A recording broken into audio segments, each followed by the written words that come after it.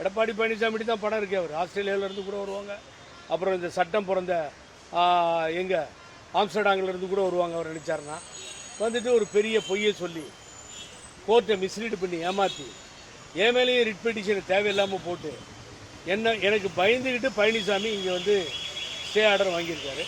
இன்றைக்கி அட்வொகேட் திருமூர்த்தி அதை எக்ஸ்பிளைன் பண்ணி ஜட்ஜு முன்னாடி சொன்னார். மத்தியானம் சிட்டிங் இல்லை, ஆகவே முன்னாடி கொண்டு வாங்கன்னு சொல்லியிருக்கார் நீதியரசர்.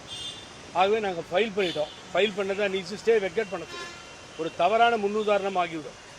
ஆகவே இது வந்து இந்த வழக்குக்கு சம்மந்தம் இல்லாமல் ஒருத்தரை பேரை போட்டு அவர் மேலே ஸ்டே வாங்குறதுன்னு இன்னொன்று பெரிய பியூட்டி என்னென்னா, ஏன் பழனிசாமி இப்படி பயப்படுற? நான் பழனிசாமி கேட்குறேன், ஏன் என்னை பார்த்து இவ்வளோ பயம் உனக்கு?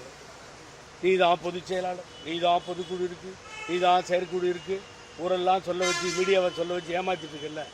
சொல்லு, எலெக்ஷன் கமிஷன்லேயும் வந்து நீ தான் சொல்லு. ஏன் பயப்படுற? ஒரு இடத்துல பொதுச் செயலாளர்னு போடுற, இன்னொரு இடத்துல இணை ஒருங்கிணைப்பாளர்னு போட்டுக்கிற. எப்படியெல்லாம் ட்ராமா பண்ணிட்டு இந்த அரசியல் குழப்பம் நடத்த வேண்டியிருக்கு பாருங்க.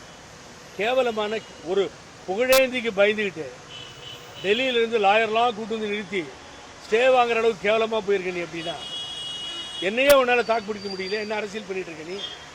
வந்து சொல்லு, நீ நல்ல மனுஷனாக இருந்தால் எலெக்ஷன் கமிஷனுக்கு வா. இத்தனை பேர் என் மேலே புகார் கொடுத்துருக்காங்க, சூரியமூர்த்தி பெட்டிஷனில் சந்திக்க தயார். ஏன் வர்றதுக்கு பயப்படுற? ஏன் ஸ்டே வாங்குற?